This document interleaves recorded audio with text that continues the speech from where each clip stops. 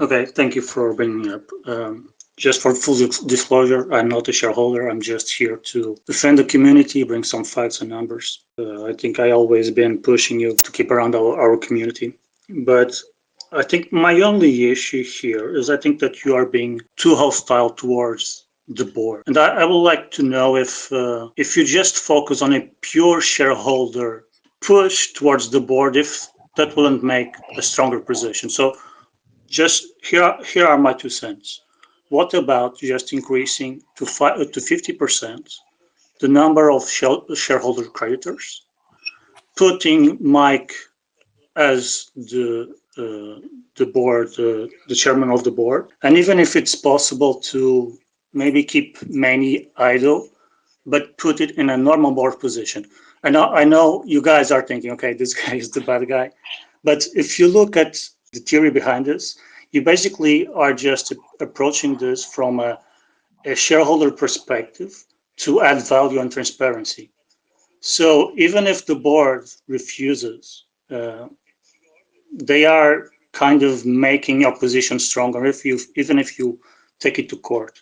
The other point I want to say is that the current financials that are known from Ionic Digital is that they haven't sold a single Bitcoin. So that means everything they mined, they kept it. And the issue here, and you correctly pointed out, Mike, that we don't know what is actually happening.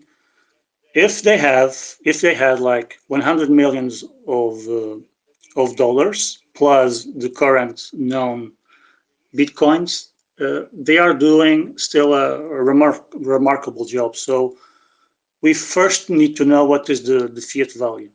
Because if you know the fiat value, you know how much they are burning, you know how much BTC they mine, and you can unpack everything. So I'm just worried that if you are jumping towards an opportunity that might not be so opportunistic. Do you want to respond to that?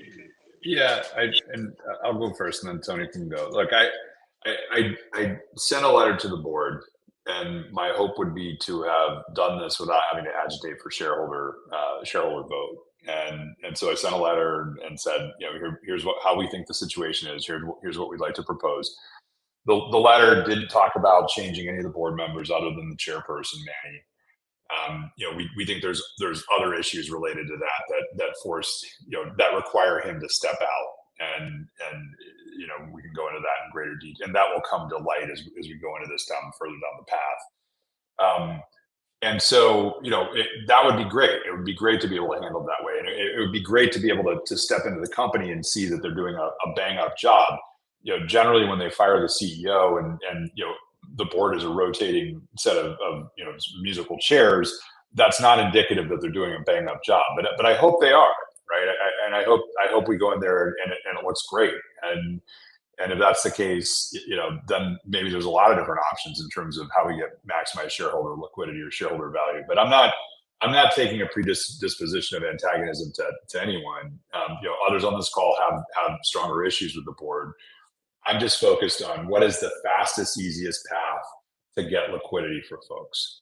And the way to do that is to list the equity on the ATS and either sell the company, part the company out, or find an organic direction where new capital can come in and take people out that are already here.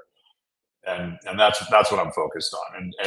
But again, I'd be thrilled to be able to do this with the board. It doesn't appear that the board is interested in engaging with us on this. And let me just add to this. There's been a lot of flack that's been pushed to the board advisors. We talked about this in the last week's conversation. There's nothing a board advisor can do in this capacity. So this is really a board governance construct, and our focus should be on either working with the board, forcing the board into a decision, or replacing the board to force a decision. Just one small thing. Don't you think that if we had 50% of creditors on the board, plus Mike here from your team, we basically could change everything, right? Sorry, I didn't mean to interrupt you. That's what I'm advocating. I'm saying that if we go to a 5-person board, 3 of those should be shareholder elected seats, and those I would hope that creditors would be nominated for those seats and elected by their fellow shareholders. So And by the way, if we need to go to 7 and there's 5 shareholder elected seats, great. That there's no issue with that. And so, this is your company. Like you got screwed in this process with Celsius. Unfortunately, I worry you're getting screwed again. It's your company, you own it, and you can fix it. And we're here to lean in and help do it.